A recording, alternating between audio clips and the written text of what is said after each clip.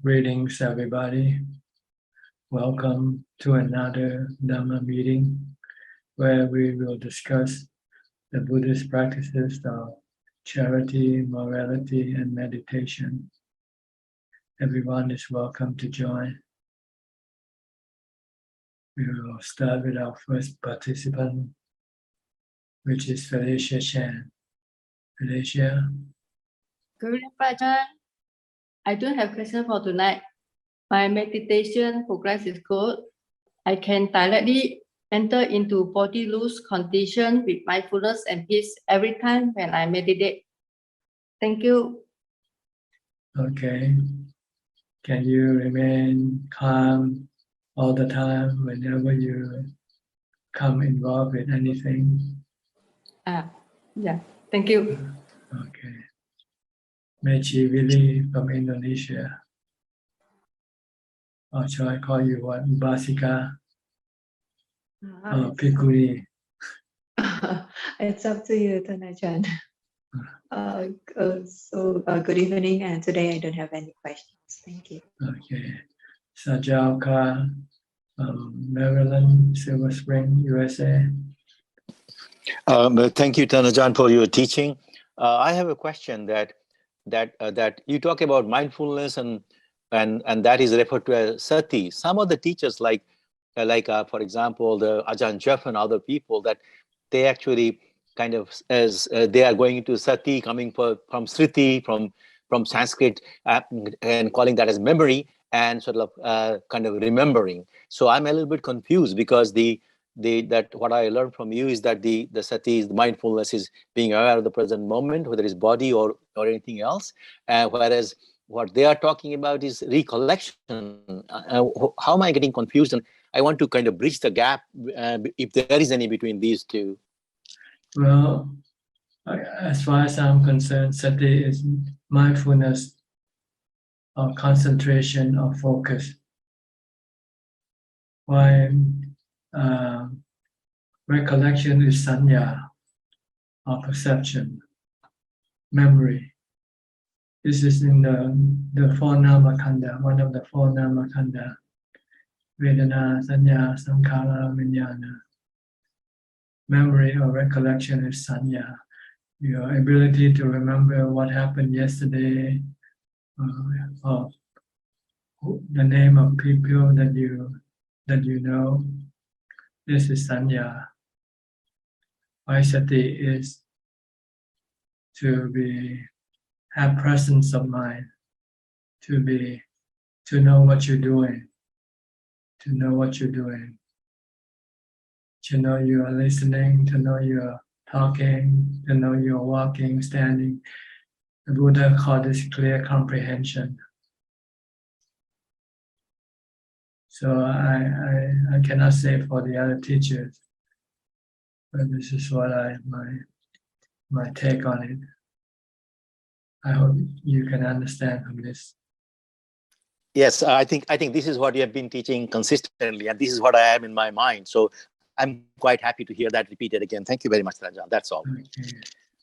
You're welcome. Gek Yenso from Penang. Ajahn, good evening. No question tonight, Ajahn. Okay, Kok Seng from Singapore.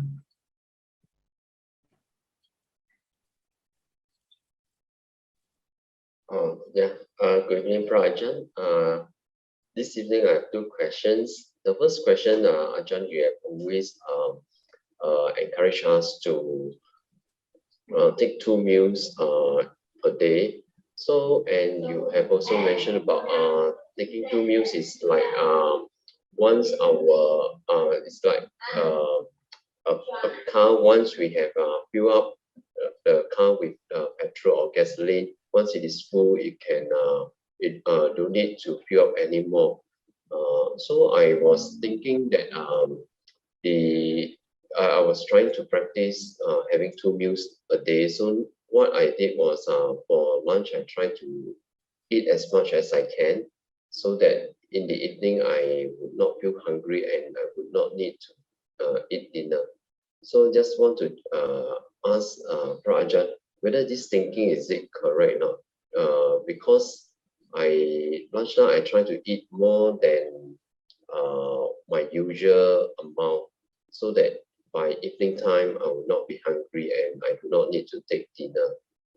So is this thinking to fill up as much as I can during lunch, is this thinking correct? I don't think so. The goal is to eat less, because if you eat the same amount like you used to with 3 meals, but you put it into 2 meals, you are loading the body with a lot of food, and this can cause it to become sleepy or drowsy. So you want to forgo 1 meal and reduce it. Moderation in eating. Don't be afraid of hunger.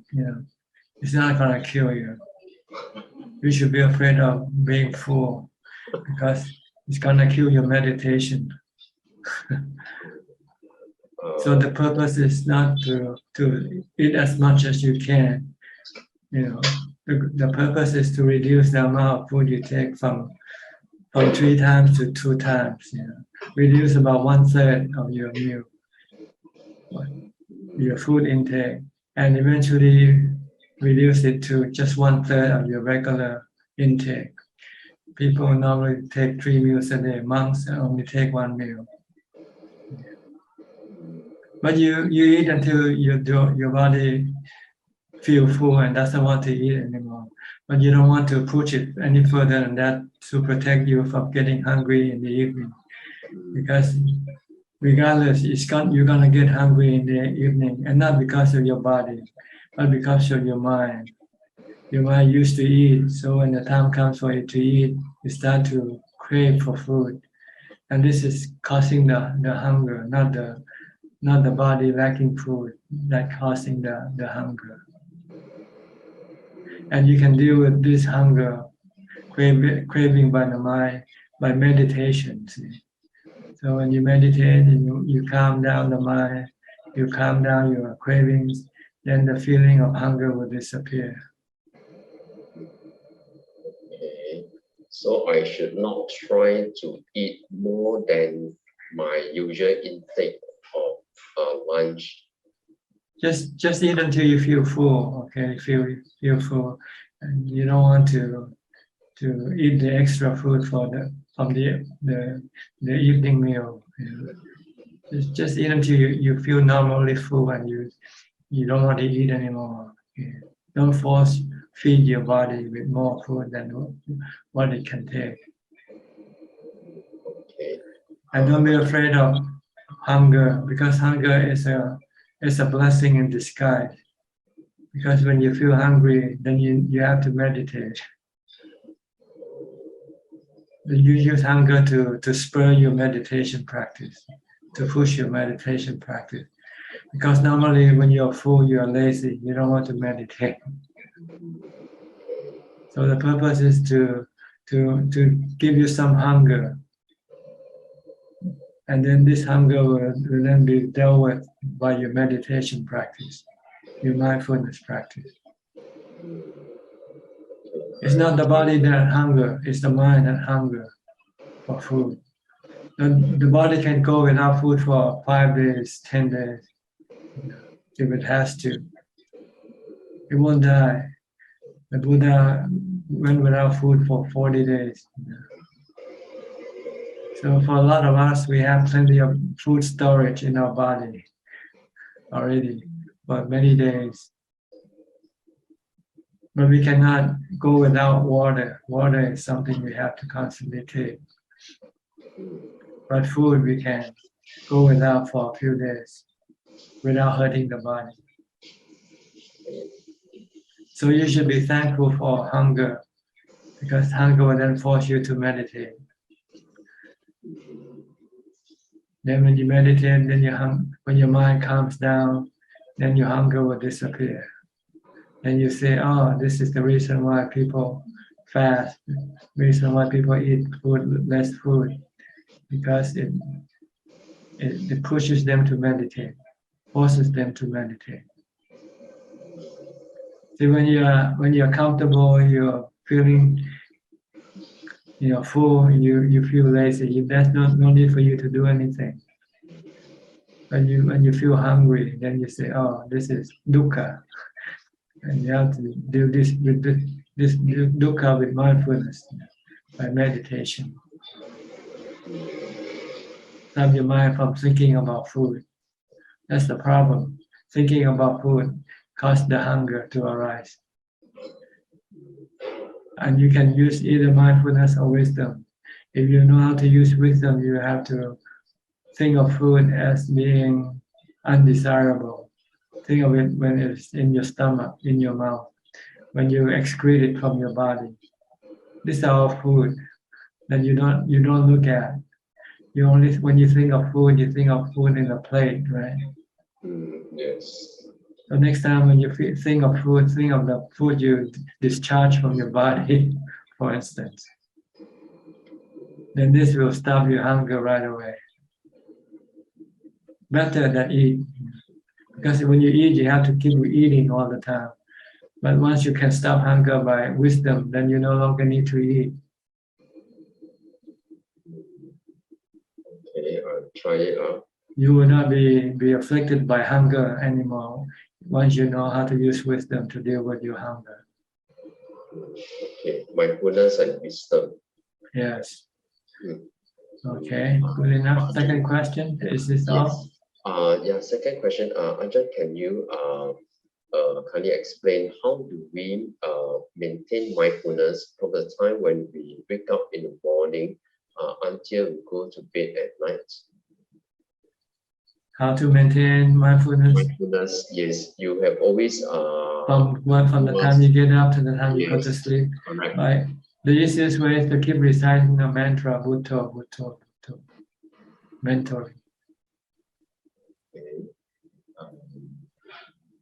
So Just when keep- we go about our routine, like for example, Eating, washing, taking a shower, but you don't have to think, you keep reciting the mantra, because if you don't, then your mind wants to think about other things. okay, like for example, let's say brushing my teeth, I usually start from the left side of my the upper jaw. So I start with my left hand, and then I'll count 1, 2, 3, 4, 5. Then after that, go to the next side, and then so on. Then after that, I change to right hand. Then 1, 2, 3, 4, 5. 1, 2, 3, 4, 5. So I have this routine when I'm brushing my teeth. So when I have this routine, do I need to say Buddha? No, if you're not thinking about other things, you can either use Bhutto or you can use your focus on your body movement, your body activity, action. So long as you can prevent your mind from thinking about other things. So But normally people do multitasking, brushing their teeth and thinking about what to eat or where to go, what to do. Okay. So when Ajahn, so when I need to do the thinking, then I will stop chanting Buddha and then do the thinking. For example, to think. Yes, if you have to, because in your normal routine, you still have to work and you have to think, but only what you have to think. So in between, where I do not need to use the thinking, the thinking mind, then I will either chant Buddha or sit down in meditation. Or focus on what you do. If you're not doing anything, if you just happen to be sitting down, not doing anything, then watch your breathing or use Bhutto. Okay. The goal is to stop thinking aimlessly, daydreaming. Aimlessly, daydreaming. Okay. Okay. Okay, thank you, Raja. Next, Eugene from Taiwan. Good evening, Ajahn. Today I have several questions. The first one is when I practice metta, karuna, upekkha, mudita, first I should practice upekkha and then I practice metta, or practice metta, then practice the karuna? Have a step by step? No. It depends on the situation requires you to use whichever one. If you're meeting people, you use metta, friendliness. Metta is friendliness. You smile at people when you meet them. Say how are you? How are you? And this is metta. Or if somebody did something wrong to you, you forgive them. You don't get angry at them. This is metta. Or if you want to make people happy, you act as a Santa Claus. Give them something. This is metta. But if the situation requires that you use karuna, which is compassion, is when somebody needs help, then you use compassion. If they need your help, they have a flat tire, and they say, "Oh, can you help me change my flat tire?" And you say, "Okay, no problem. We can do that for you. You have no tools. We have tools in our car. We'll help you doing that." This is compassion. Mudita is when somebody get a raise or get promoted, then you congratulate them, be happy with them. Ubekha is when there's nothing you can do for them, you use ubekha. If they get sick and you cannot help, you cannot make them get well, then you just have to use ubekha. You don't get sad with them. Because it's beyond your ability. I think of upekha is most difficult, right? If you practice meditation, it will not be difficult. If you don't meditate, then you don't have the real ubekha, so you find it difficult. But if you meditate, you get to the fourth jhana, your mind will have ubekha automatically. Yes, because if I saw someone in suffering, but I cannot help them, and in that moment we'll have strong feeling about sad and unhappy sadness. But you have, or you can use wisdom. You can only do so many things. Anything beyond your ability, then you just have to leave it alone. You're not Superman. To tell yourself, I'm not a Superman. I cannot do everything for everybody. When I was a senior high school student, I go to a Chinese lineage Buddhist temple for several months, and a lady, he do everything service, for example, cooking, washing the toilets, and everything. Also go to hall to listen the sutra and the Dhamma talking. And after that, he always doing the walking meditation or sitting meditation. Is a good practitioner. But after that, several years, I back to the temple to see Dhamma friends. But the lady get the problem, the mental disease very strong. So maybe become a big problem for everyone in temple. So they stopped her get into the main hall to listen the Dhamma talking, because sometimes she will murmuring to affect other people listen the Dharma teaching. But her husband also don't like her anymore, because they think too strong practice Dhamma then become mental illness. So at that time, I feel very sad because nobody can help her. So I say, for me, practice ubekha is most difficult for practice. If you don't have any practice before, everything is difficult. But if you keep doing it, then it will become easier as you go along. With ubekha, you need to meditate to get the real ubekha. So how about a lady let it go, or Yes, the Buddha say when you cannot help anybody, then you use the law of karma. Say, this is the law of karma taking effect on the person. oh, I see. I believe that. Yeah, okay.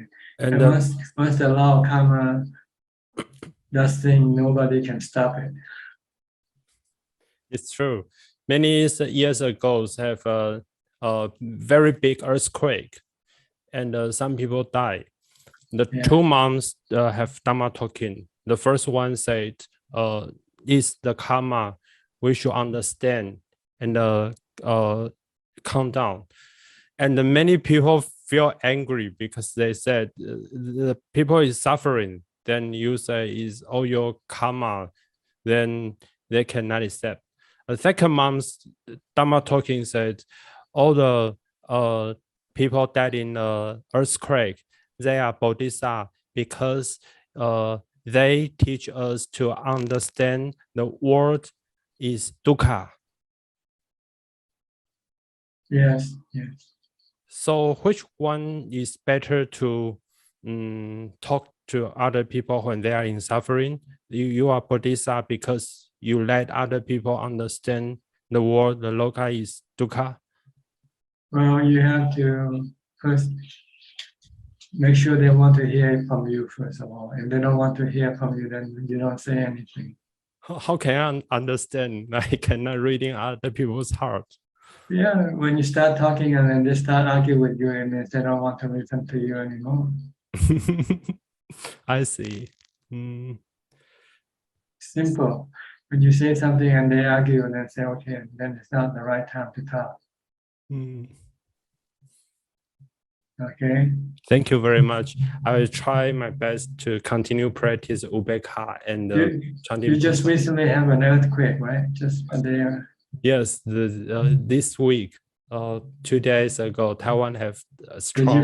Did you feel the effect of the earthquake? Yes, I forget put on chanting.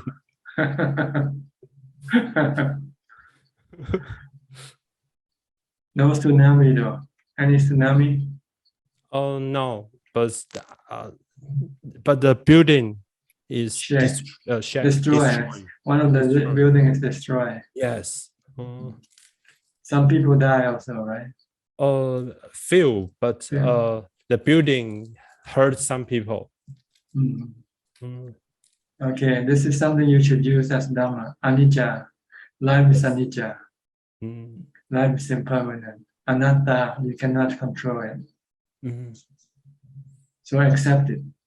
Okay. Then you will have no dukkha. If you don't accept it, if you ask why, you will keep getting dukkha. Until now, I still remember the lady in temple. I cannot forget because I do nothing for her.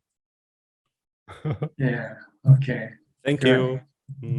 Next, Nanapat from Ubon Ratchathani, Thailand. นมัสการค่ะท่านอาจารย์ I don't have any question ค่ะ Happy to listening in ค่ะ Thank you ค่ะ Anangalika, Adelaide, Michelle from Udon Thani, Thailand. How are you? Good? How you help? I'm practicing and let us see what happens. Whatever will be, right? Kesara, Sera. Exactly.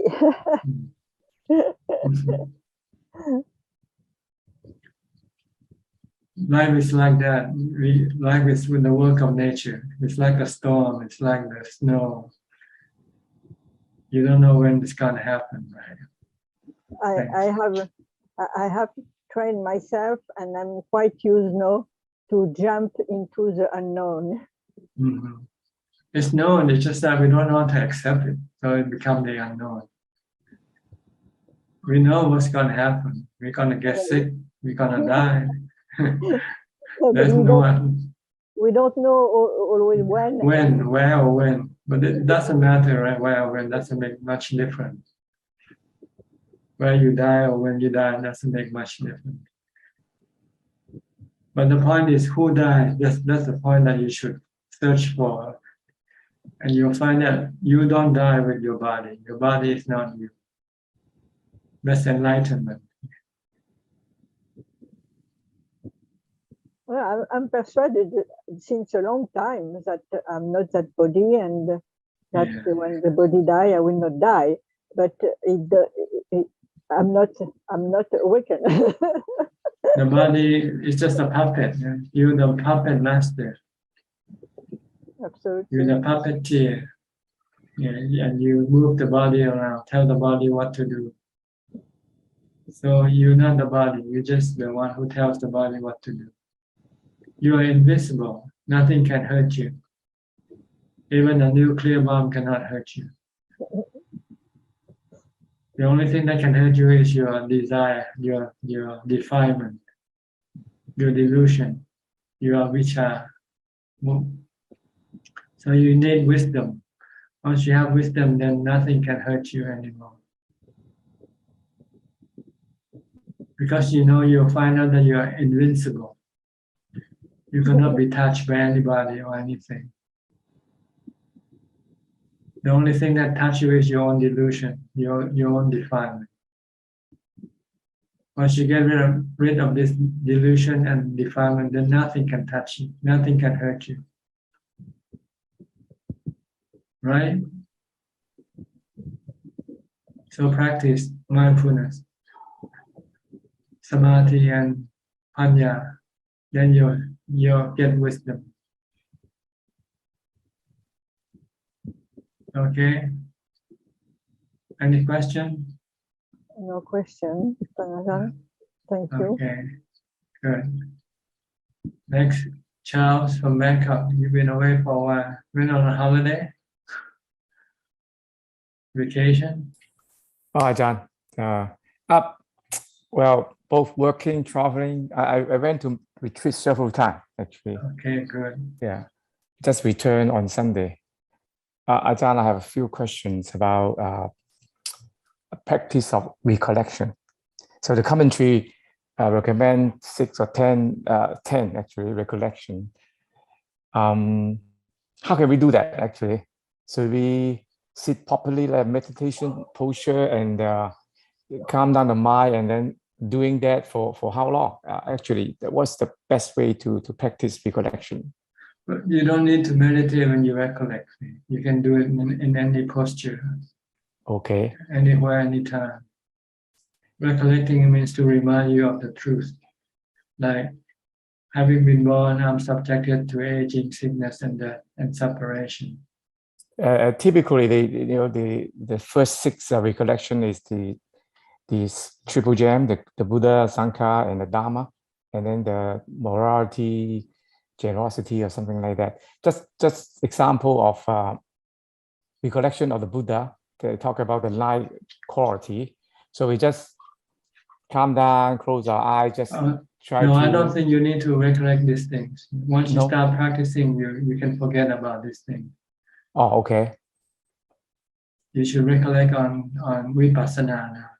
See, those recollection are for beginners, for kindergarten.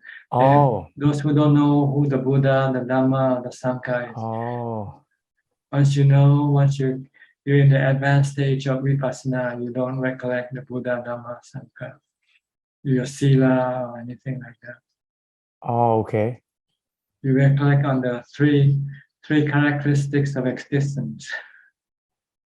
Yeah. Anicca, dukkha, anatta. That's why our question is the recollection of the Dhamma, right? Can we choose the subject we feel that we want to know more, or we want to remind ourselves, and we want to understand deeply, like the Four Noble Truths, or some like the Paticca Samuppada, or something particularly important, right?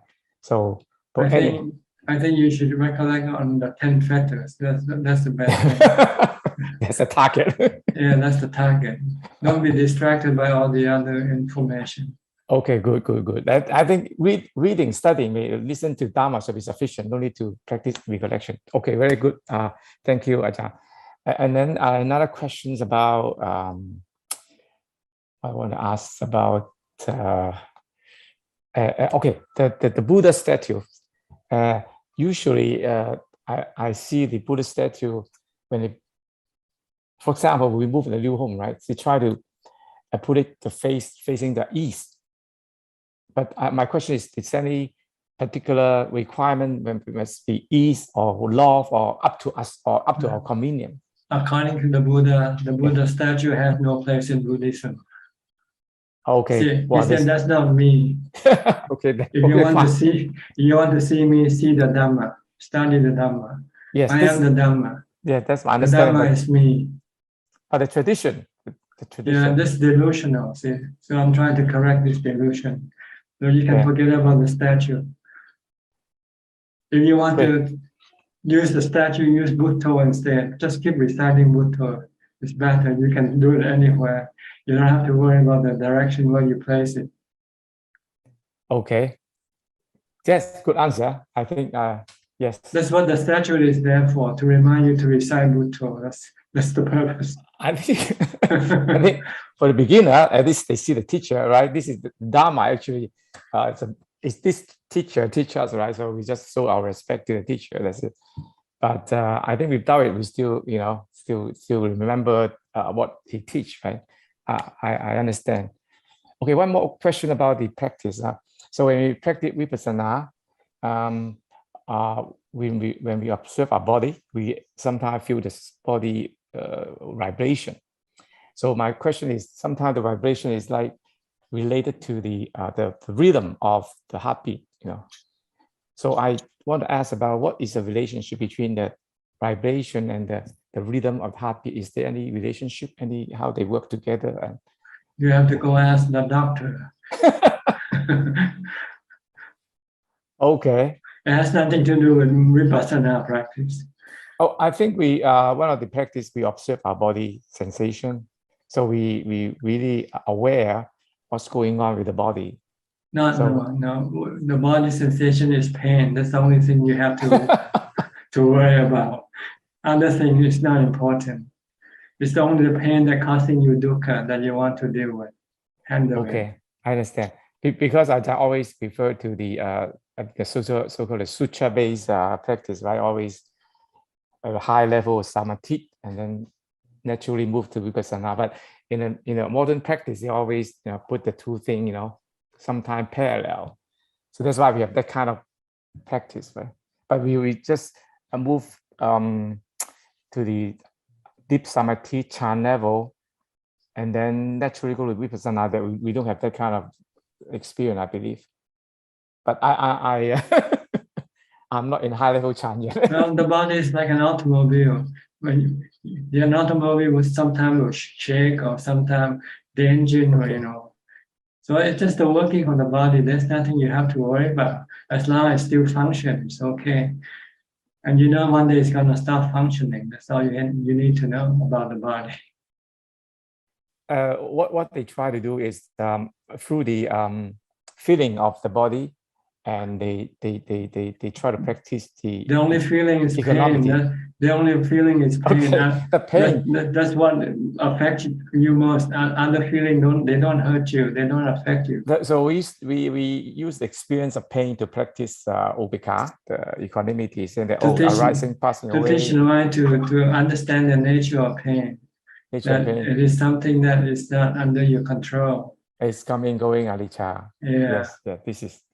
And also when we have a pleasant sensation, we also don't attach to it as well. Okay, so the vibration and the rhythm of the heartbeat, so not very different. It might indicate the status of your body. Maybe something is going wrong with your body now. Like a car, when you drive, normally you won't hear anything different, right? But one day you start to hear some sound coming from your car, and you say, "Oh, something's wrong with this car."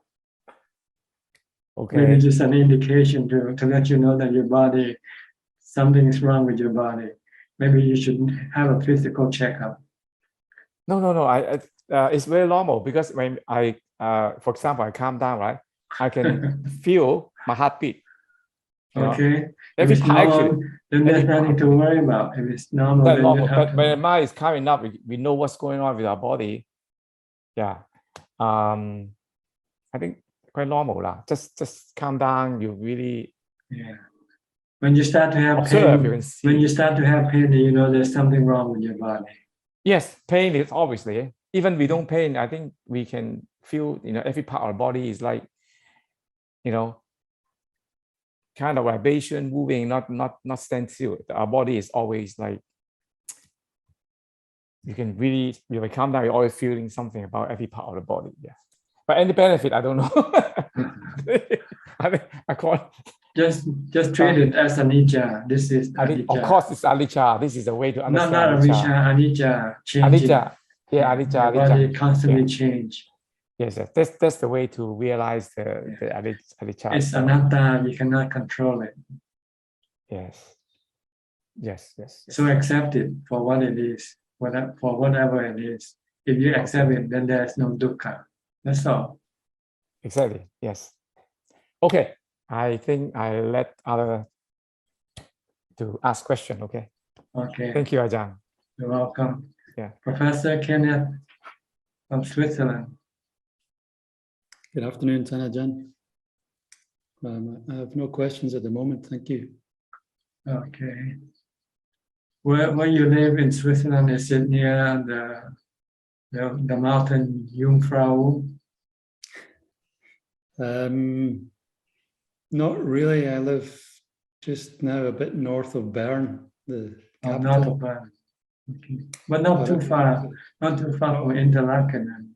Yeah, if I want to go to Jungfrau, maybe an hour and a half, 2 hours. Yeah. I can see it. I can see the Jungfrau from my window, from my apartment. Okay. I can see it in the distance. You go there often? No, not very often. Not very often. You don't do skiing or anything like that? No, I used to ski a bit, but my knees and things like that are not quite. Anicca. The body is going downhill. I get sore knees, so I gave it up.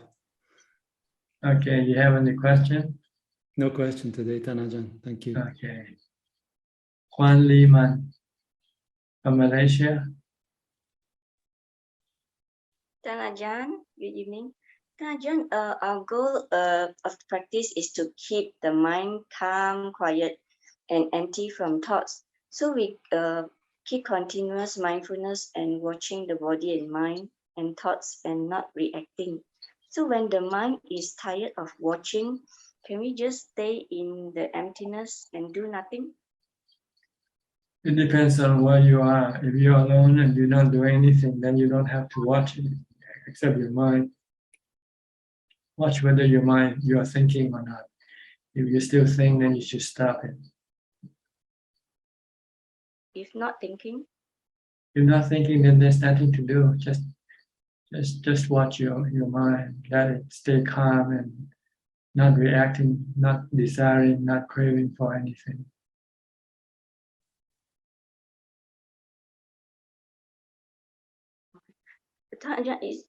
So is there any other ways to rest the mind? To rest the mind is to stop thinking. That's resting the mind. And you can do it with mindfulness, or you can do it with wisdom.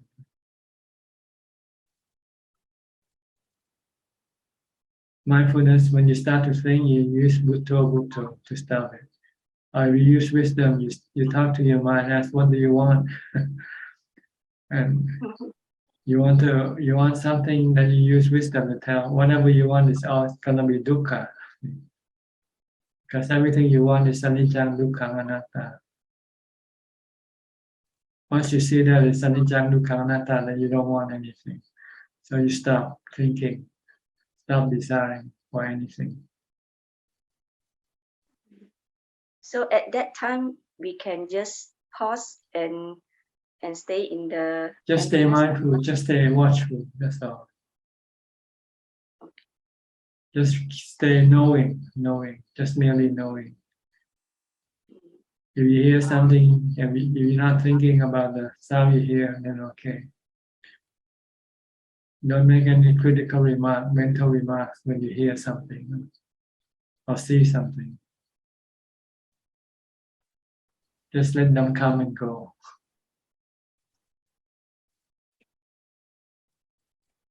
Okay. Okay. Don't react. Don't react. Don't react with like or dislike, or fear, or delusion. Okay.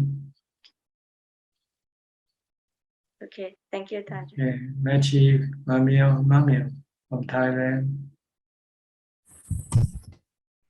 Good evening,ท่านอาจารย์ No question for me tonight. Thank you. Okay. Next, Ruth Lee from Indonesia. Evening, Ajahn. I don't have any question tonight. Thank you, Ajahn. Okay. Alfredo from Brazil. Cold there now, huh? Putting on a warm clothing. Hi, but very cold here. Winter. How cold it is? How cold is it? 2 degrees Celsius. 2 Celsius, 2 degrees 12, Celsius. 12. Oh, 12. 11, 12. Okay. Yeah. I was sick on my plate. You have heating inside your house? You have heating? Eating, yes. Okay. So inside the house is warm, not as cold as outside. Yes, I eating here, and I eating get up out in restaurant. Barbitex. Yes. Simple food. Simple food. Yes. Good. Bante, I watch you in Pindapata. Yes. Is many things.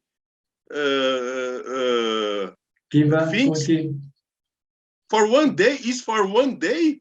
Yes. All the is much meal. Much of what? Much meal, much food, a lot of food. Much food for Yes, one day. Yeah, because we have some 500 people giving food on Sunday. Yes. People want to make merit. People want to make good karma for the future life. So this is like putting money in the bank for them. Yes, very beautiful. Yes, but we monks don't keep the food that we don't eat. We give to other people, give to poor people. Yes. There are many poor people waiting in line to get the food left over from the monk. Yes, you distribute for other peoples. Yes. Yes. Because there's quite a lot of people are unemployed.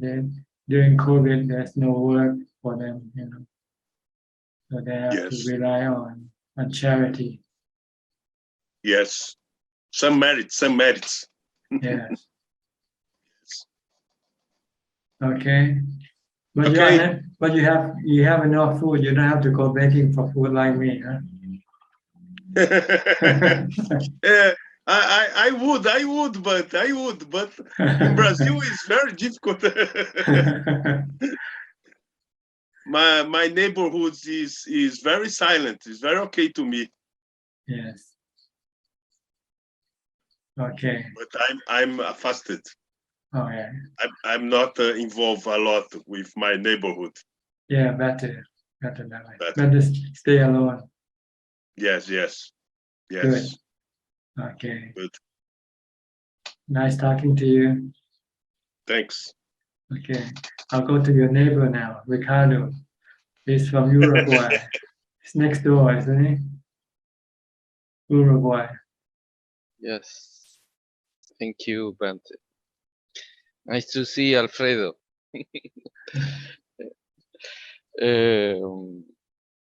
I have no questions today. Nice to see you again. I have one of my sons was sick. That's why I was not participating on your talks, but he's fine now. I just would like to make 2 or 3 comments. First one, I keep translating into Spanish your talks from the books you gave me and trying to give to the Sangha here in Uruguay. Second, today I will buy a ticket to go to Thailand in January. Okay. So You can come and stay with us when you get here. You can stay with us like before. Thank you. Yes. But you should let us know ahead so we can Yeah. have reservation for you. Right. Okay. I will write before. And just for kind of a joke, I saw you a picture of you when you were very young with a sunbeam car. Sunbeam car. Yeah. That's my first car in the US. I bought a used Sunbeam car for $500. Beautiful car. Yeah. Beautiful car. But it's a wreck. It needs a lot of repair. You drive for a few days, then you have to. It breaks down. You have to put it back in the shop.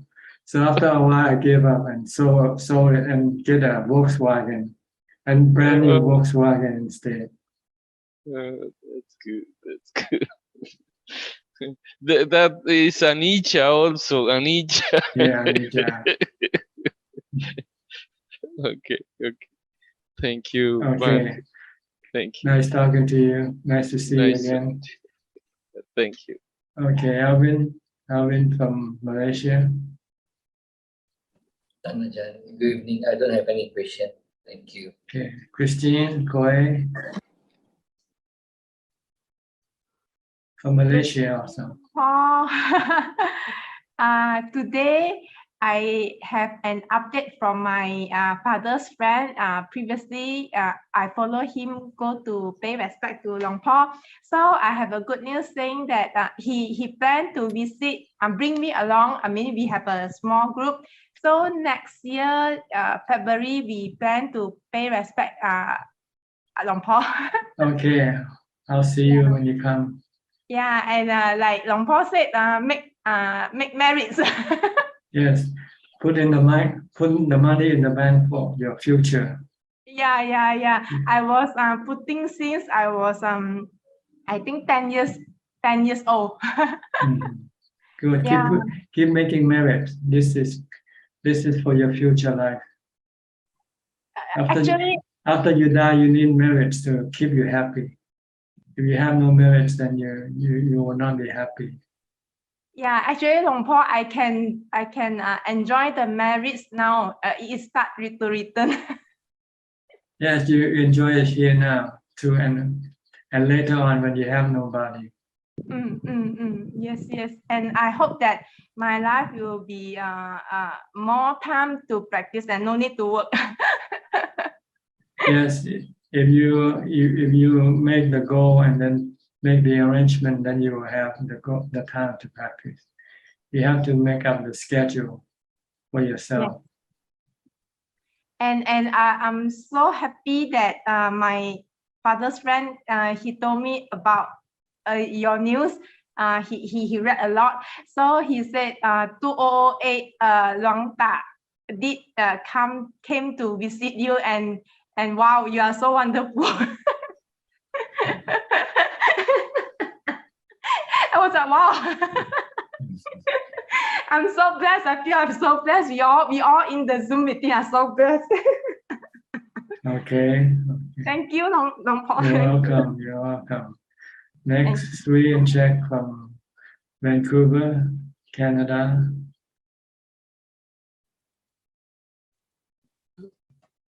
We are not Superman, right? I'm not Superwoman. I have a favorite. You have a good quote today. Just now you say, hunger won't kill you, but fullness will kill your meditation. And don't be afraid of hunger, because hunger is a blessing in disguise, and it will help your meditation. Wow, I really like that quote. Just now you gave. Yeah, because I think all my life I've been taught that be afraid of hunger. You're the first person to tell me, don't be afraid of hunger. So that's really yes, especially if you want to meditate. Hunger will be a good tool to push you to meditate, to force you to meditate. And it's a blessing in disguise, like you said. But if you're not a meditator, then hunger will force you to eat more.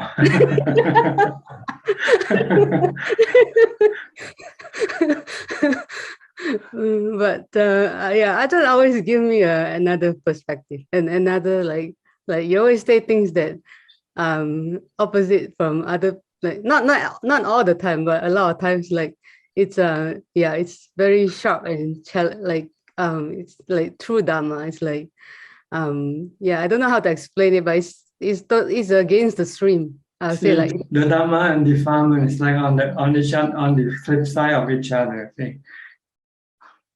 Like a record, you know, record. You have the flip side and the front side.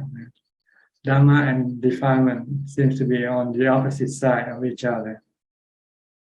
Record is like, you mean like the record player? Yeah, the record, you know, the long play, before we have no CDs, right? Yeah. And you have two sides to play with. They call the flip side. Oh. So life is like that. You know, life, there's a flip side to everything. One side is good, the other side is bad. But very little.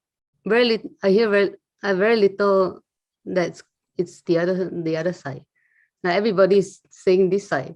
Like I said, like everybody is afraid of hunger, but you're the only one that say don't be afraid of hunger. It's that's because I use fasting to help me advance in my practice.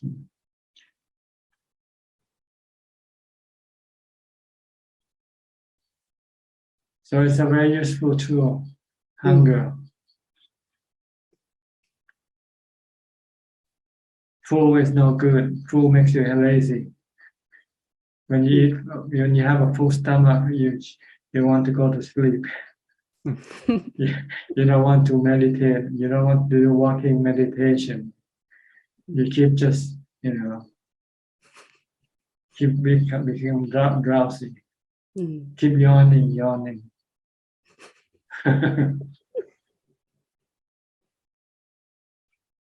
It's even harder for like Alfredo was saying, there's so much food, like there's such a generous people in Thailand, your area, and it's a like if it's a non-practicing, it'll be so like it's a big like amount of food, and you have to be so mindful to take like what you need, like from that big amount of food like that people are giving in your Pinabata, like when you can go for Pinabata. Once you practice and your mind becomes full, then food is no longer an issue. You just eat just enough for the body. Regardless of how much food you have, you know you only take this much. Because your mind is not hungry, not hunger for food.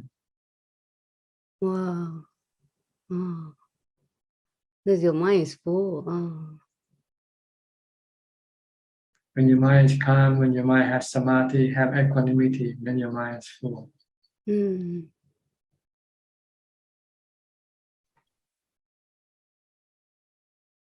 Okay, any question? Ajahn, when you say jhana is impermanent, meaning that someone cannot stay in the jhana state for forever.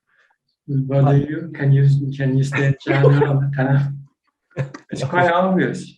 No one can stay. The Buddha couldn't stay in jhana forever. He has to come out and eat.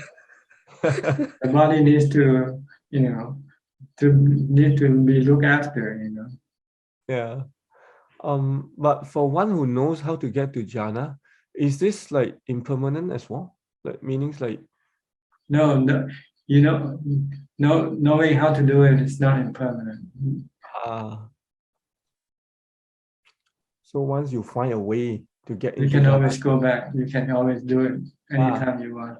It's like you knowing how to make money, right? You keep making money, right? Not really.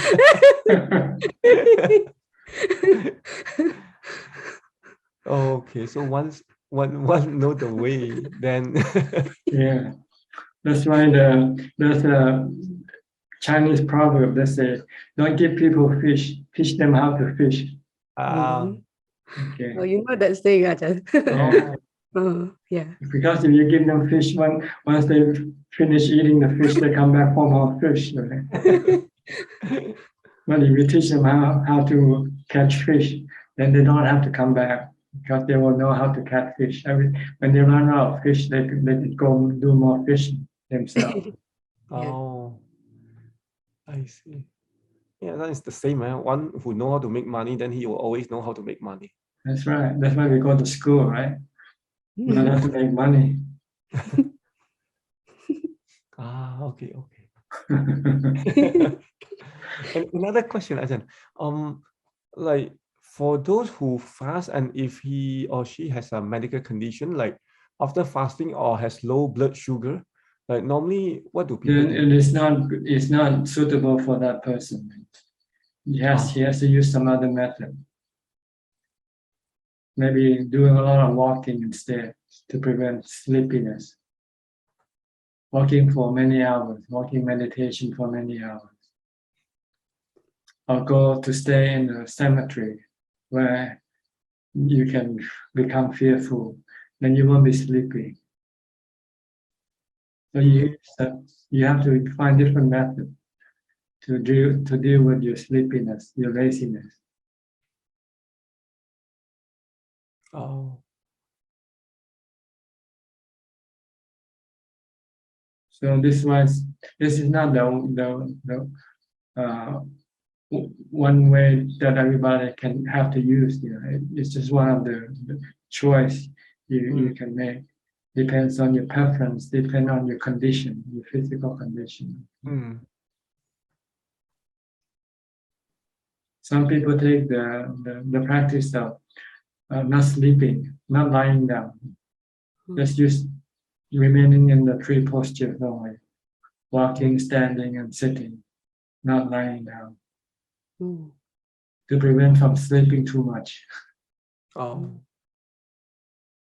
They call it Suchart, I think.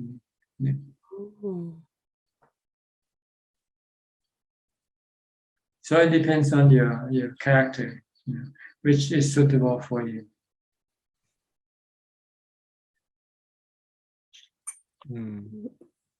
How long people practice that one, the Nesachik?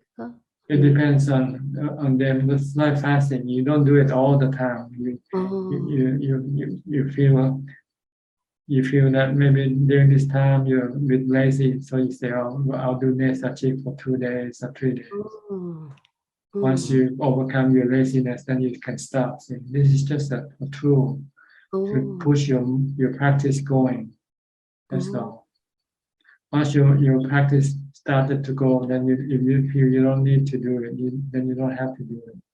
Only when it starts to slow down again, then you'll say, "Okay, we'll have to push you more." And eventually, when your practice become automatic, you never feel lazy anymore. Then you won't need these measures anymore. It's only when you're starting that you find it difficult to meditate, to practice.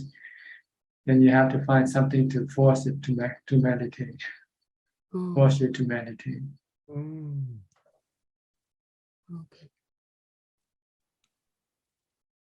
Okay? Yeah. All right. Okay. Go to Belinda from Singapore. Hello, Tanajan. It's uplifting to be in the Zoom session. Okay. Tanajan, I want to ask you about letting go. Letting go? Yes, just letting go.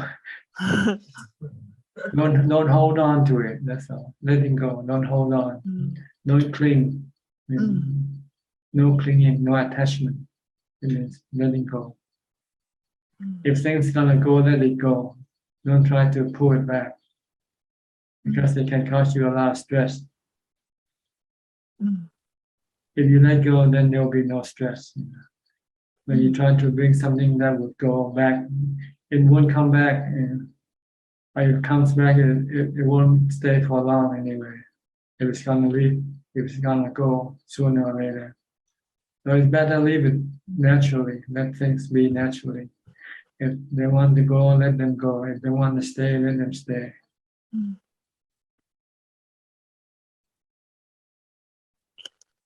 If they want to come, let them come. Like painful feeling, they come and go. So if they stay, they want to stay, you have to let them stay. If they want to go, let them go. If they want to come, let them come.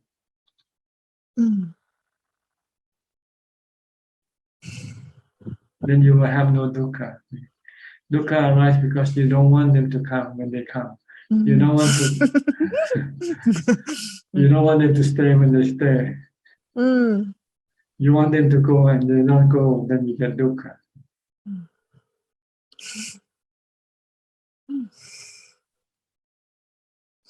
So like a habit, it's a habit in the mind. Sometimes, after letting go, and then sometimes the mind just like, hey, a sense of justice or sense of resentment, the habit, the mind, the thinking mind, or recollection of the past, and then there's the.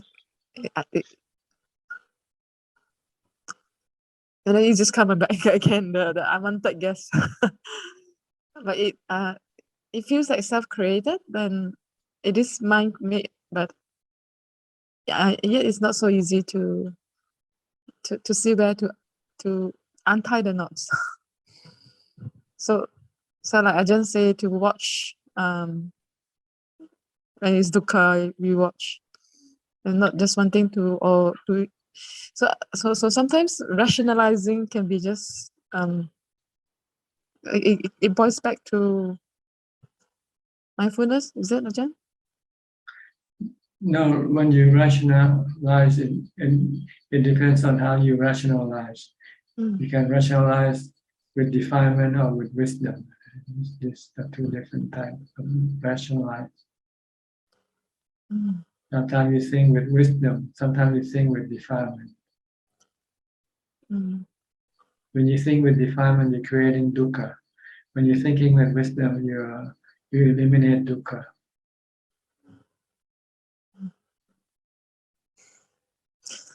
Sometimes we think ignorantly, we think that we rationalize correctly, but it's actually another shield of ignorance. Yeah, it's all ignorance. If you don't see everything as anatta, then it's all ignorant. You have to see everything as anatta, as being like the wind or the sun or the rain. Something you cannot control.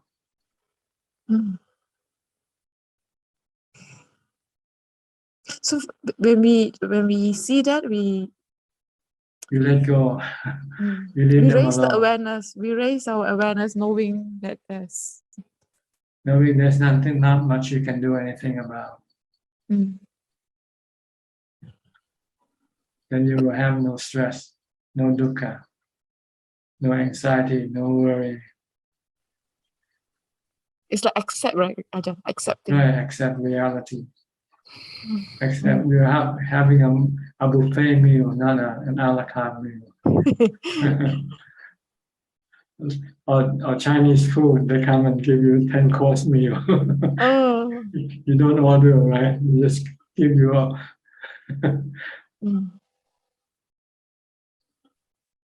Thank you, Ajahn. Thank you. Okay, good. Remember Chinese meal, 10-course meal. Okay. Life is like that. Accept them. Whatever you're given, just accept. Then there will be no dukkha. Okay, next, Gary from Singapore. So, Gary. Good evening, Ajahn. Thank you for the Dhamma teaching. No questions from me tonight. Okay, Philip from Malaysia and Adeline. Good evening, Ajahn. I have several questions tonight, and I hope these questions come out correctly. This is regards to last week's discussion, I think raised by Michelle Adeline, with regards to memories where some enlightened monks can't remember names, but they still, as you mentioned, still know the 3 marks of existence. My question is that the memories are not part of the 5 khandhas, correct? And it is sanya. Sanya. And our memories are also, I mean, it's like a construct. They are also susceptible to what they call birth, death, and dissolution. No, see, the 4 namakanda is not destroyed after death. It still remain with the mind. It goes with the mind to the next birth. So memories are part of the sanya. Yeah, that's where recollection of past life comes from. Okay. You use sanya to recollect past lives. Okay.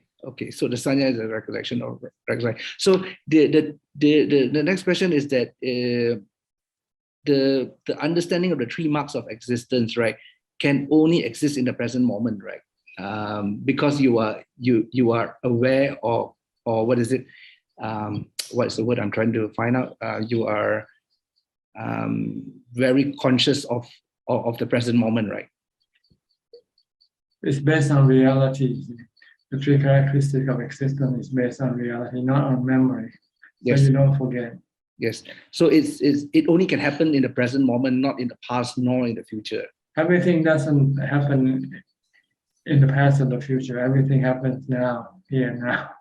Okay. So therefore, the next question is because of our delusion of holding on to memories that we think that there is a self, right? Because I am this person. You are the summation of all your memories, and you are summation of where you are.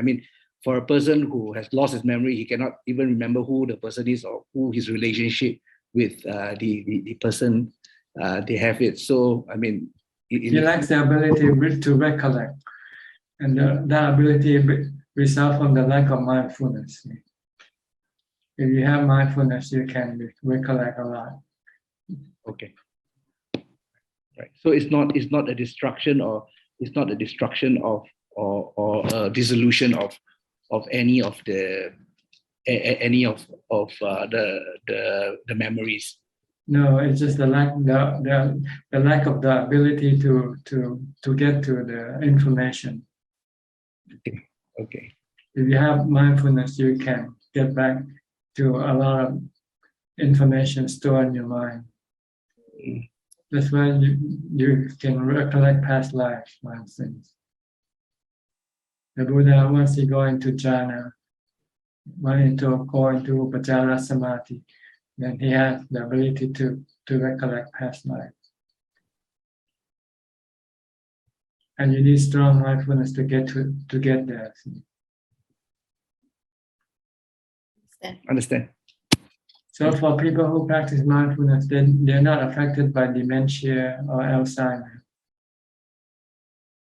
They know all the time. The mind is constantly being aware all the time what's going on.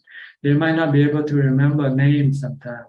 If you introduce yourself to me once and say, I am Philip, and I don't see you for a few days, I might not remember what you're Philip, because I don't reinforce your name to stay in my memory. But if I keep reciting the name all the time, then I won't forget. Lots of memory sometimes because the lack of reinforcement of the information that you get. That's why when you go to school, you learn something, you have to do homework, right? You have to keep memorizing what you learn, or else you won't be able to pass the examination. Especially with subject that needs memory, like history or something like that. You have to remember everything. But if it's something to do with rationality, logic, you don't need to memorize. As long as you understand the logic, you can remember it. Like mathematics, science, This is something you use logic instead of memory. Once you know 2 plus 2 is 4, you'll remember for the rest of your life. You'll never forget.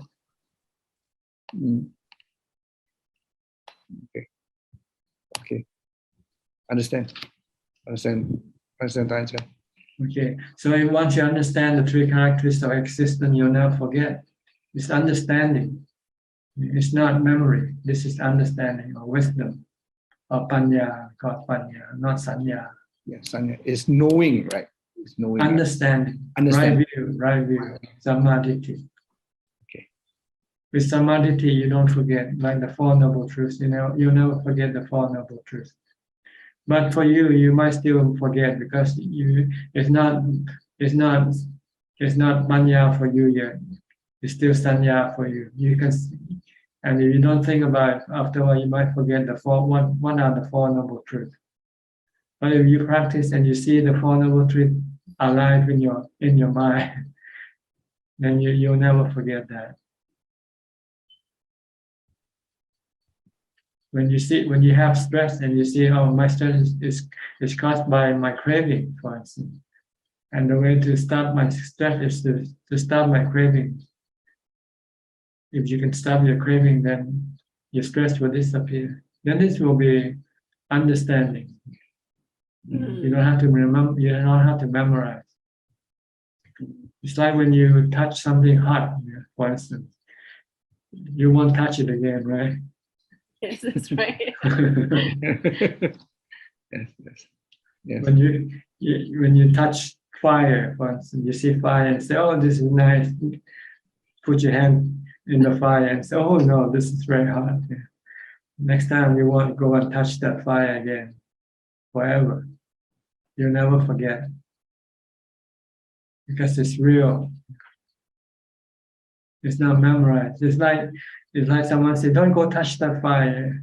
You can forget, because you haven't yet know how bad that fire is until you actually touch it and say, "Oh, now I know why I shouldn't touch it."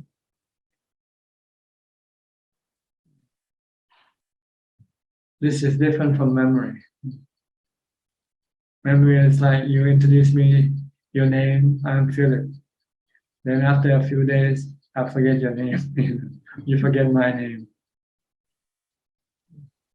In order not to forget, you have to keep thinking about my name all the time. Then you won't forget. But once you start using it for a while, you can forget. Even like languages, if you start using language for a while, you find it difficult to use it because these are all memory. Okay. Ajahn, for example, like let's say like chanting the suttas, like for me, I find it easier to, I don't know, I feel like maybe in previous lives, I've heard it before. So that's why when I chant it, I can remember it easily. Is that Probably, yes. Yeah, it becomes like very natural. I don't have to look at the book or to really memorize it. If you find something easy to do, it means you have already done it before. I see. If you find it difficult, then it's something you haven't done before. Okay. So the construct of the self, right, is the combination. A concept. It's a concept created by the mind. Like before, people have the concept of the earth being flat. Right, the earth being flat. It's not real, right? Now we know it's round. It's a ball, not a disc, not a table. Yeah. Okay, this is a concept.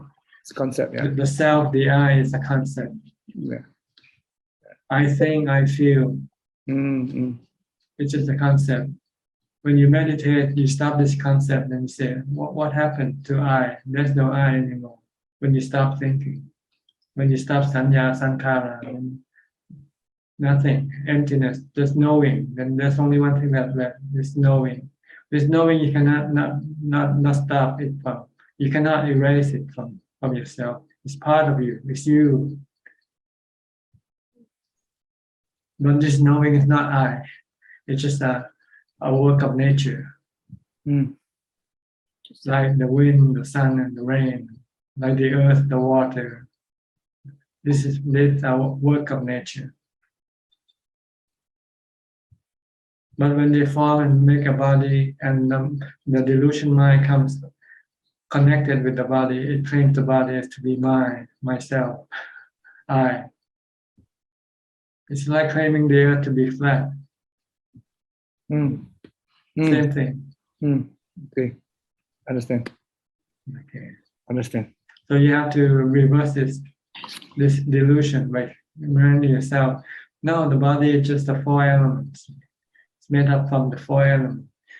And eventually it will return back to the four elements, to its original form. Then the body will disappear, the I will disappear. Where would you be then when the body disappears? Then you say the body is in the mind, but when you stop thinking, the I also disappears. When you meditate, when you get into jhana, then everything, the I disappears. All that is left is just a knowing. But when you come out of jhana and you recombine with the body, you start to remember or think about the same way you used to think again. That's why when you have to be constantly reprogramming your thoughts. Instead of thinking of this body is me, think of it as not being me. Understand. And in order to make it stick, you have to actually do it. Prove it that you think this body is not you by not worrying about it, for instance. You don't worry about other people's body, right? So you should not worry about your body either, because it's not you either. So this is the way to prove, to really remind you that you have actually understand or know that this body is not you. It's not to be affected by your body, whatever happens to you.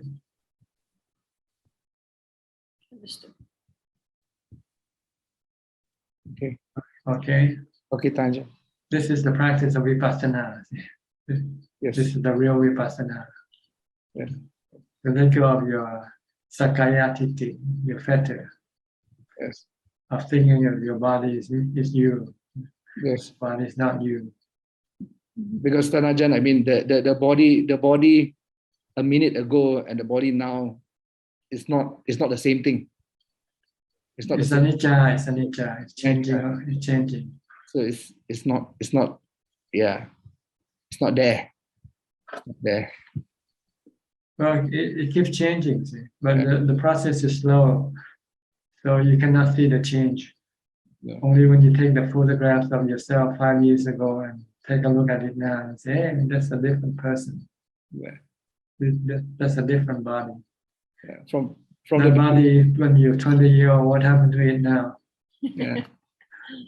I mean, from the beginning of this conversation 1 hour ago, I mean, it keeps changing, but it's so slow. It's so slow and so minute, you cannot see the difference. No, I lost 4 pieces of hair on the table. So I mean, it's no more me. I mean, 1 hour ago, that 4 pieces of hair was on my head, but now it's just on the table. And the air that you breathe out all the time, it's not you anymore. Yes. The water that you discharge from your body. Yes. Correct. Okay, just keep looking at it as the integration and this solution of the 4 elements. You keep taking in the 4 new elements all the time, and you're discharging the old element. You're constantly exchanging old and new. See, you breathe in new air, then you exhale out old air. You drink new water, and then you discharge old water. Yes. You take in earth element, and then you discharge your old earth element. This is constantly going on your body. Very good analogy. Very good analogy, yeah. Yes. Okay. One big chemical reaction Yeah, it's all chemical. If you study chemical, the whole body is made of chemical. Oxygen, hydrogen, nitrogen, carbon dioxide, carbon. They Yes. come and form into different things. Right. Yes. No you. The mind just happened to claim it to be you, that's all. Yeah. Correct. And the mind isn't you either. It's a delusion in the mind that caused this concept to arise. It's only a concept of I. And it's so heavily embedded in the mind, it becomes real. The I is there because you are not mindful of the present moment, right? It's always been there, whether you're mindful or not. Okay. The Buddha tried to trace the origin of the delusion, and he couldn't find where it started. It's always been there. It's been part of the mind. That's why we need to practice to enlighten, to bring wisdom, to get rid of the delusion. See, if you think about something for a long time, you believe in it. Like if you keep playing the role of a king, for instance, after a while you believe you're really a king, right? When in fact you're not. Somebody just appoint you as king, and after you play for a while, you become automatically think you're a king. That's how the mind thinks of I. It's been programmed to think of itself as an I, so it eventually believes that it is an I itself. So it's very hard to shake out this feeling, this understanding. That's why you need to practice, to meditate. Then you can see the difference. When the mind stops, then everything, all the concepts stop. The conceptual world disappears. Then the reality world appears. And the reality world is emptiness and knowing.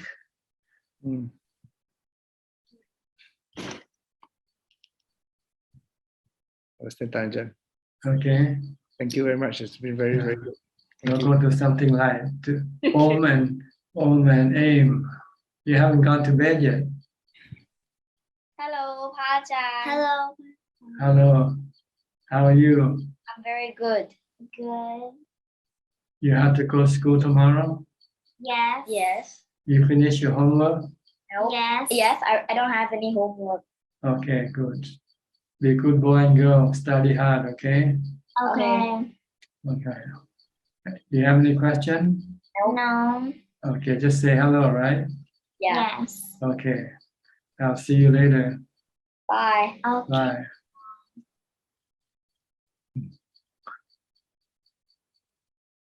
We have Arokaya Paramarapa. Sadhu Bante, Sadhu. Yeah. So how are you doing? Where are you staying now? I am back in my house. Oh, you still have your house? I thought you gave up your house. No, I didn't succeed with that too. And I feel good here now because, as I told you, there are plenty of monasteries here in Europe. And I spoke to I was in Bremen, in Germany, and I spoke to the monk chief of them all. He started to build 8 monasteries from Parami, Buddha Parami, the name. Buddha Parami. Yeah. Yes, Buddha Parami. And I met him. Thai temple? Or? Yeah, Thai temple. Brahma is actually they dwell in Brahma Vihara, teacher. That is they build monasteries, they build things, and it's for the community. Lots of food, lots of money, trees of money. I think it's more for the general public, general Buddhist people who wants to make merit. not Yes. meditator, not meditator. Yeah, and can be shocking, huh? When a monk come there, ex-monk come there and is in Upeka all the time. So, but luckily was some monks there also. There was 13 monks in the day I left, and I could spoke to them all. One of them gave your contact. I forgot his name now, and because too many monks at once, so I just remember the monk chief is Ajahn Pung, ex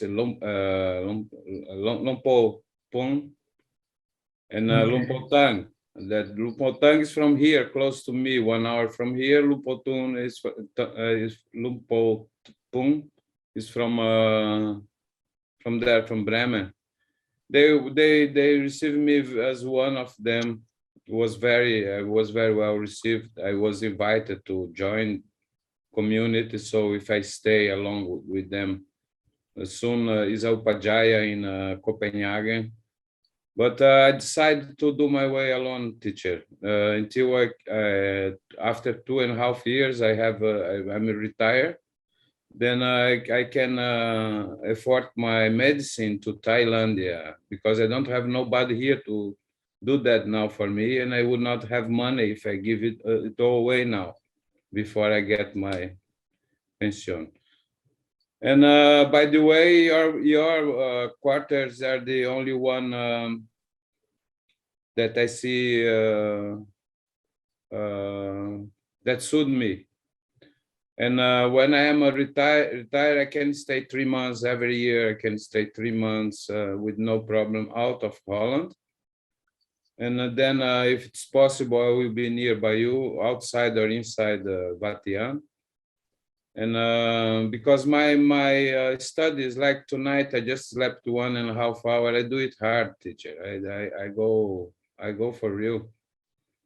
And that's all what I do, with all interference from outside world. But I learned also to keep upeka all the time, or at least intercalated.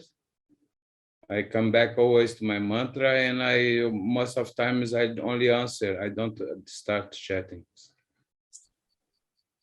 Good.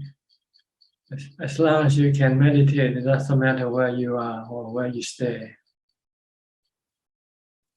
Yeah, you told me before you invite me to become a monk, you did not knew that also. I was about to leave. You told me that was like to say goodbye, and then you said you meditate all the time, wherever you are. So exactly what you said now, and. Yes. And sometimes you become a monk, when you first started, you might not be able to meditate as much as you were a lay person. Because being a monk, you have to learn the trick of being monks. It was very nice experience there, teacher. I mean, I'm very, how say, I can keep things in the air, because I was many times in place I couldn't speak the language. I developed some kind of special, captain understanding, catch the things in the air. I understand it by seeing more. Also, like I asked Ajahn Iwi, your assistant, does Ajahn Suchart come to the Pana ever? He said never. So I was there to check this also. How was your life, your history, and then you replicate it. So you point us the direction. And let's say these problems with sleeping, I don't have it anymore, because when I feel like to sleep, I sleep. You know, I sleep until I don't want to sleep anymore. And then most of times when there are those breaks in between that I have to do some other things that take me out of meditation, it's start all again. And I guess people who work will have this every weekend. They feel like to sleep, and when they start to get the vidya, the energy back, it's time to go to work again. So I'm lucky that I can extend. But I think my only problem, teacher, maybe you can help me. I think maybe like Jean Mon, I was also a bodhisattva in other incarnation, and I have my heart always. I just put somebody in monastery today, you know, but it cost me 3, 4, 5 days to busy with him. I just bring him to the bus and pay the bus, and he's in the monastery by his own choice. Okay. So, but you see, I end up I don't have many friends anymore, but I find difficult just to say, sorry, I can't, my bell don't work. You are my only friend in the Facebook. Now I open for everybody who want to see, because I forgot that it was closed. But now I post me as a monk. And the moment you invited me to be a monk, the exact moment was pictured by your cameraman that films every day there. And he showed me, look, I make these pictures of you speaking to Ajahn Suchart. I said, that's the exactly moment you invite me to become a monk. You make me an offer that I couldn't refuse. So I took it over. You told me don't let it go for no price, but was a medic. They could not afford my medicine there. And now they find out that my problem sorry that I say it all, because it was all in my head to tell you this week. So if you don't mind, I say the things online, all the things I say, because my sciatic, since I came there, I had inflammation in my sciatic, and now they find out that it's under pressure, so I can correct it now by operation maybe. And so it was the right moment to leave there. They couldn't do that, and either they couldn't provide me internet to solve my problems, to finish, to give up my house and everything. In the end, they could find sometimes internet with a lots of stress for all the monks, because it's not allowed to have internet there. And then I find and then came Corona there.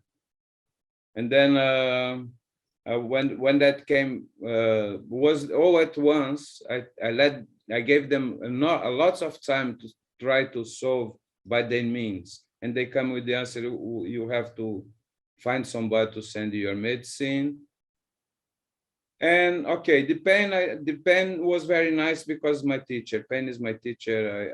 I enter UPK, the pen can be there. I don't care. It's gone. Okay, Hunger, you have to wrap it up now. I have to go to some other people. Okay. There. Okay. Nice talking to you.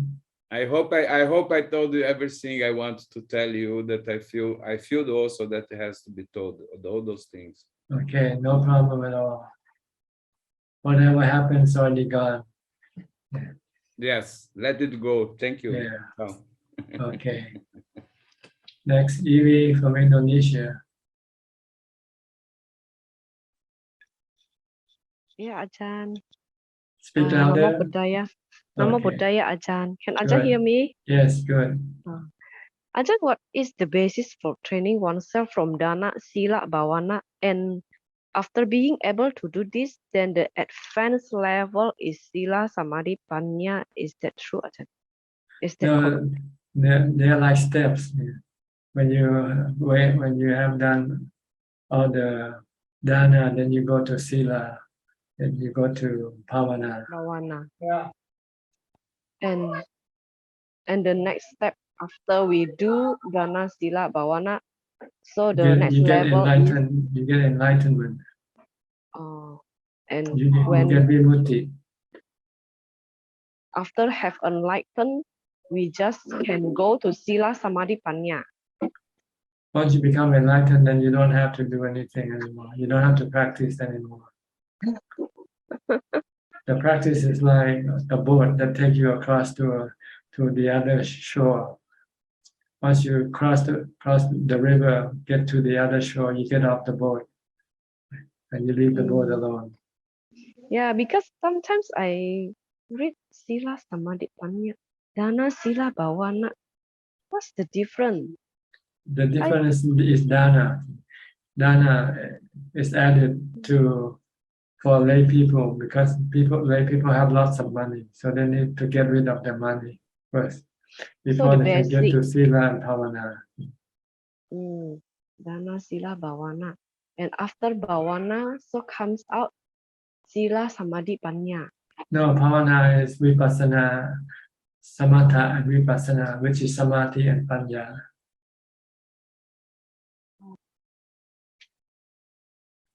Okay, get it? Yeah. And Ajahn said just earlier about if we touch fire, we will know, oh, the fire is hot, so we don't want to touch them anymore. So what about people who often repeat action that tend to harm themselves, such as causing problem for themselves and not getting a solution and then becoming stressed? This is what happened a lot in life today. This is just like to touch the fire, right? So is this the stupidity? No, that it's a need- lack of mindfulness. Lack of mindfulness. They know it's bad for them, but they cannot stop themselves from going back to doing the same mistake again. Like touch the Because fire, right? yeah, that's touch a fire. Like you get married and then you get divorced because it was so bitter living with that person. But And once get you married after again. then you get married again because you're so lonely and you need another person to keep you company. So you forget about the bitterness you get from your last marriage. So this But is if, the but if you have stupidity. mindfulness, you won't forget. You have mindfulness. Oh, I say no more. Once is enough. Oh, this is not the stupidity, but the lack of mindfulness. Lack of mindfulness. The To remember, forgetfulness. yeah, to remember what happened before. Yeah, because people think maybe this is the best lah. So I can try. So the person try the new man or new wife. New thing. Hope that will be better, but it's all the same. Yeah, it's the It's all same old anicca, thing. dukkha, anatta. Yeah. Oh, because it's not because they haven't seen the noble eightfold path, so they still stupid No, and easy to fall. they're too weak to resist their cravings. The desire is too strong for them to resist. And the desire is creating a lot of loneliness and sadness and so they want to get rid of this loneliness and sadness by remarrying. But then Yeah. Okay. And but if you can meditate, then you can resist your craving because you don't need to get happiness from cravings. You can get happiness from meditation instead. Yeah, but not longer, Ajahn. When wake up from meditation, just maybe the happiness just stay for half day. After half day, Or you have to do all it's day. gone. Then you have to practice all day. You have to meditate all day. That's what monks do all day. You do nothing but meditate all day. Still cannot, Ajahn, because I have Meditate work to and do mindfulness. again. I have Because work. you're not a monk, see. Yeah, yeah, If you want to do yeah, all day, then you have to become a monk. Become yeah. a nun. Still cannot. And I want to ask again, but does wanting to be a beautiful include being attached to the body? Ajahn once said that a Sotapana is not attached to the body anymore, but still has a sensual pleasure. Isn't that the same thing, Ajahn? Being connected to the body and having desire for the body is two different things. Like you can be connected to someone and you don't have any desire for that someone.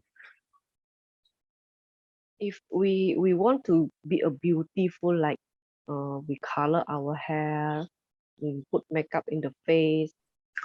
That's because you want someone to like you, to love you. That's why you want to catch someone to be your partner.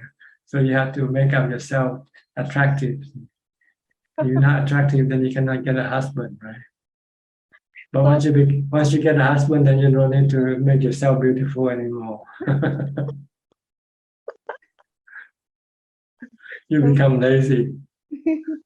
So the Sotapanna still have makeup, Ajahn? Yes, because the Sotapanna still want a husband or a wife. See. But with the body, what they think about the body is They think that the body is impermanent. The body is not self. if people who can think like that must not be wanting to have this to make up again, Ajahn. Because they haven't yet studied the super nature of the body. They still look at the body just from the outside. So you have to go look inside the body to see that the body is not attractive. Oh, the Sotapanna still reach the training of Asubha, Ajahn. Yes, the Sotapanna has to start training in a Supa. Then he'll become a Sakidagami and Anagami eventually. And Ajahn, this Friday is my birthday. So any advice for me, Ajahn? Oh, just give a lot of money away for your birthday. Then Give you'll be up happy. You'll be very happy. So You giving Santa Claus Dhamma. for one day. Your birthday is your Christmas day. You should be Santa Claus. Like treat the friends to eat. I don't want to do that. Go to a hospital or go into some place where people need your help, need your money. Give them the money.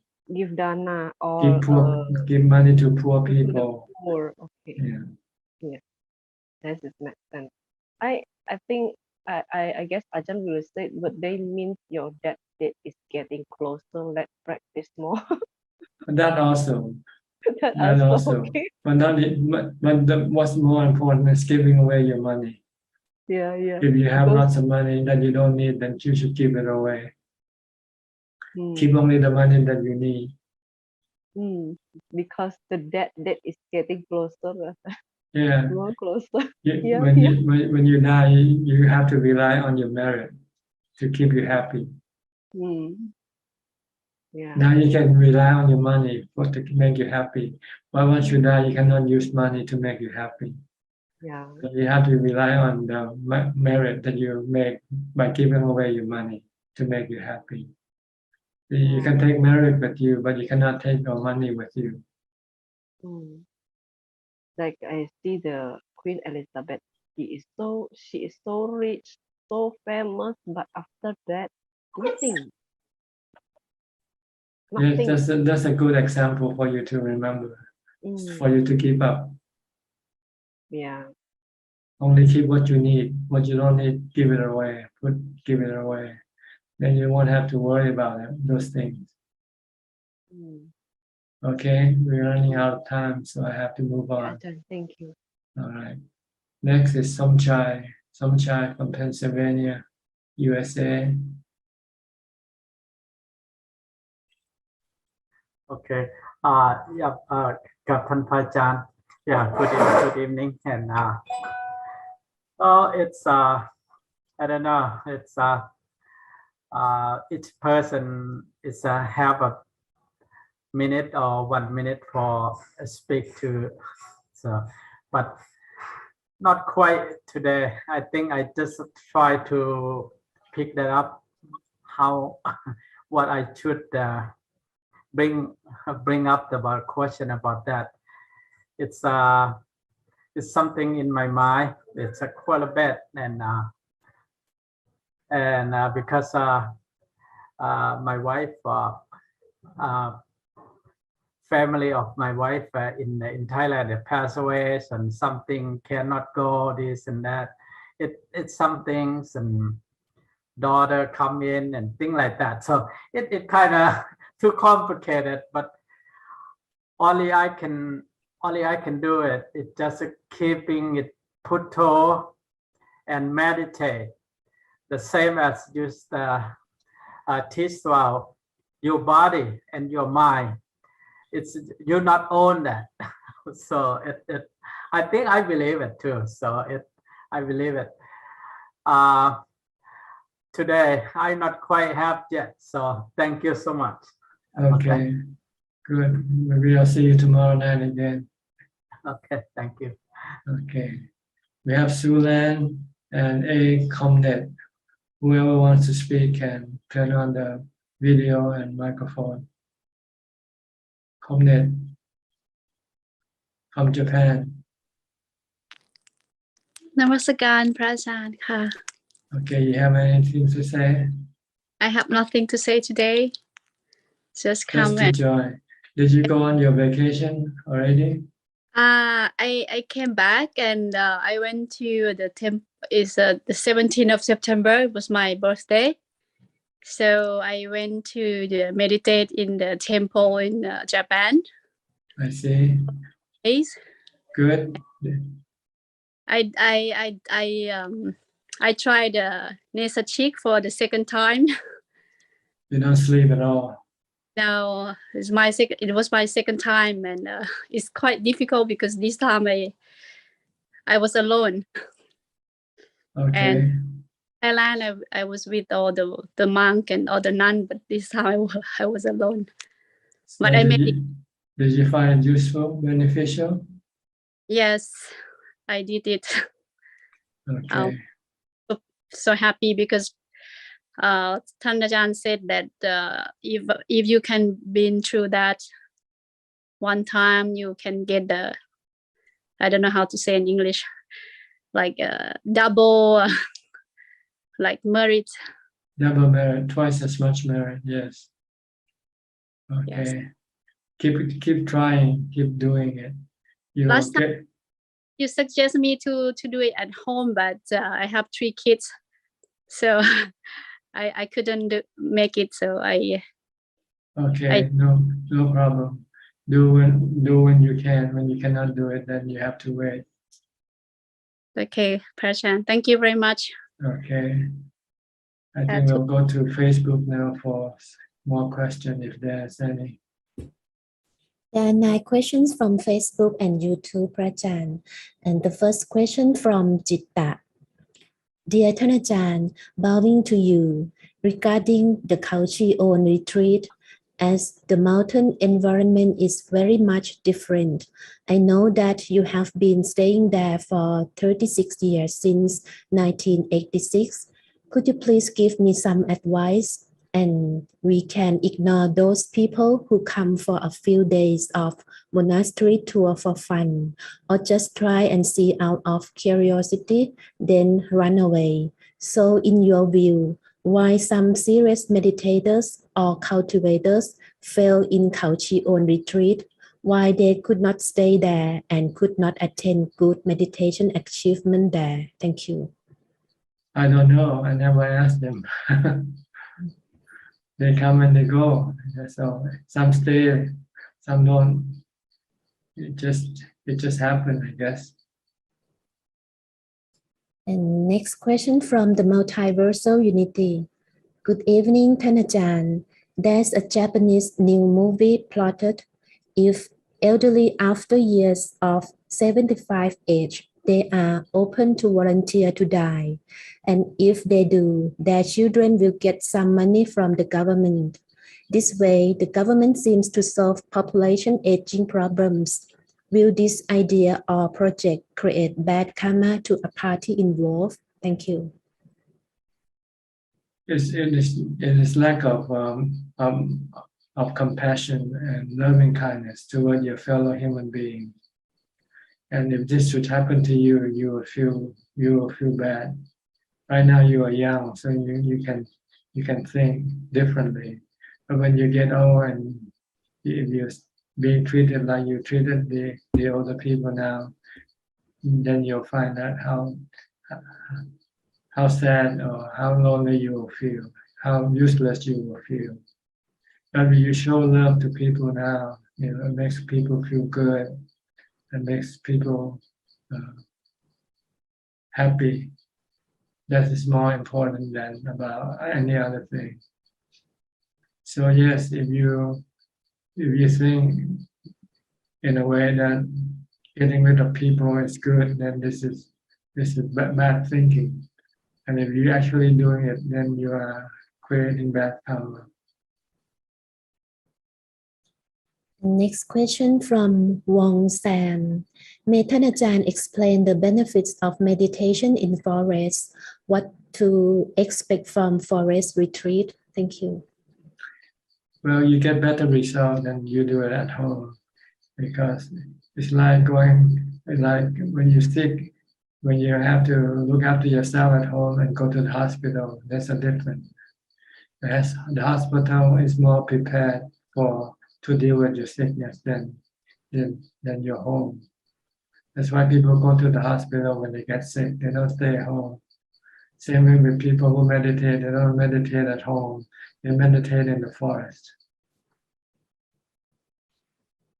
And 2 questions from Tae Ting Loon. And the first question is, how do I deal with the mental stress, worrying, and being restless about work and deadlines?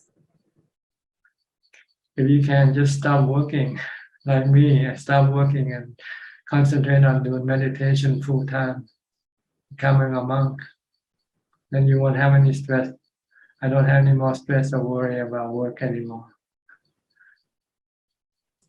And the second question is, how do I deal with my mind that crave for entertainment that won't bring me happiness in the long run? Thank you.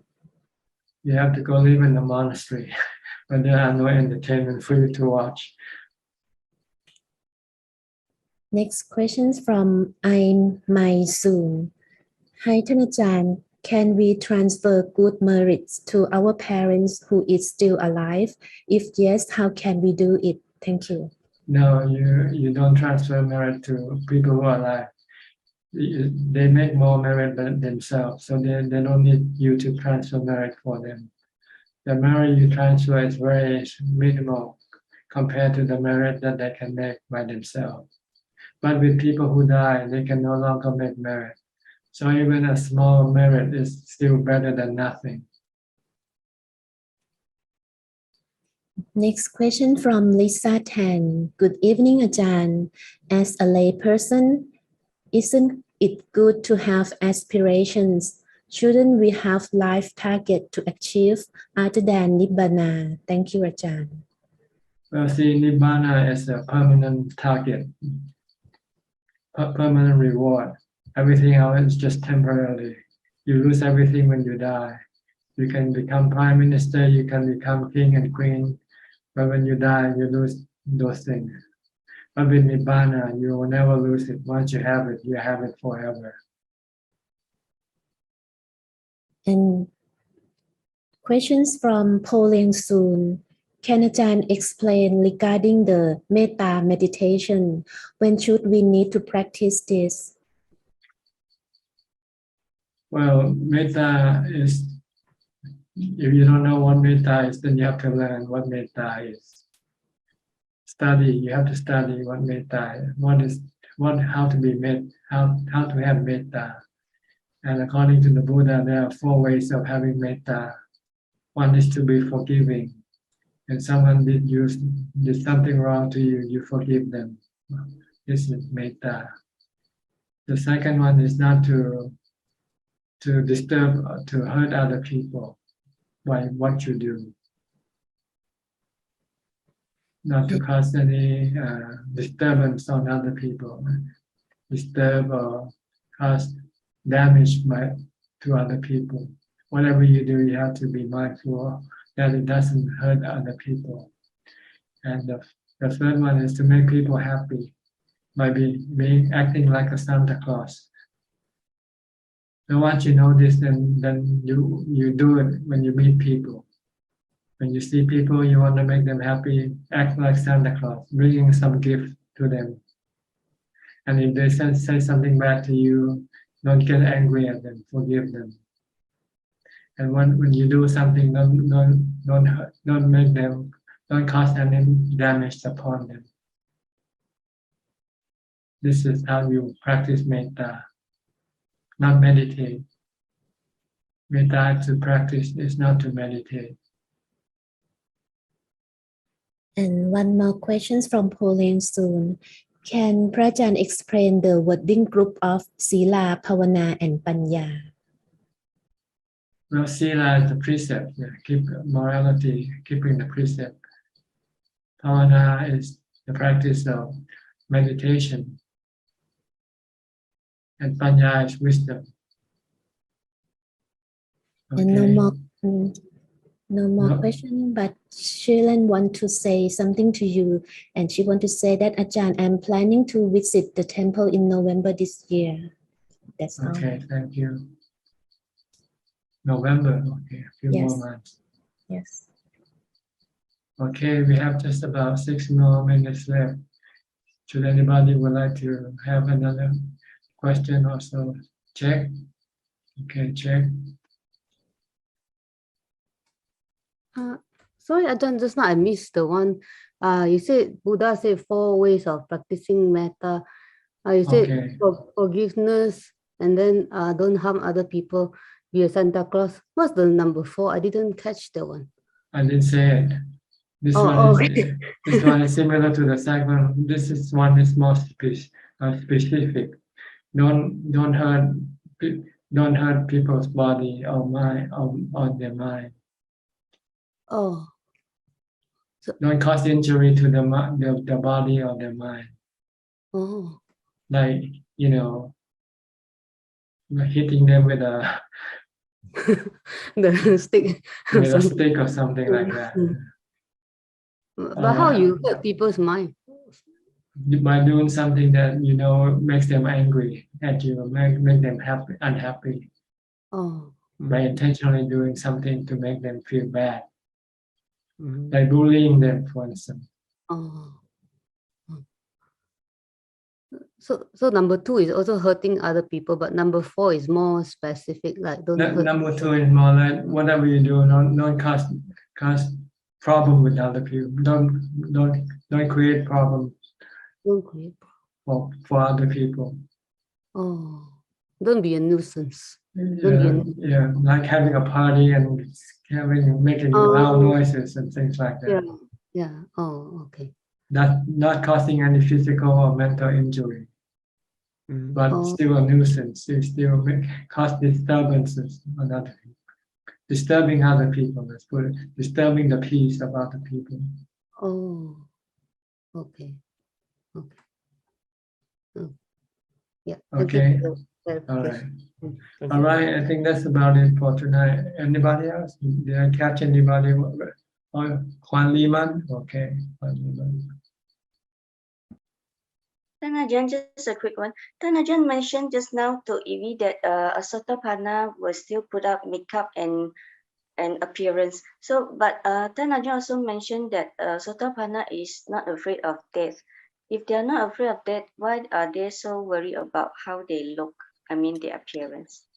Because they still have sexual desire, and so they need someone to satisfy their sexual desire. So they have to appear attractive, make themselves look attractive. Well, nobody would like to have any sexual intercourse with them.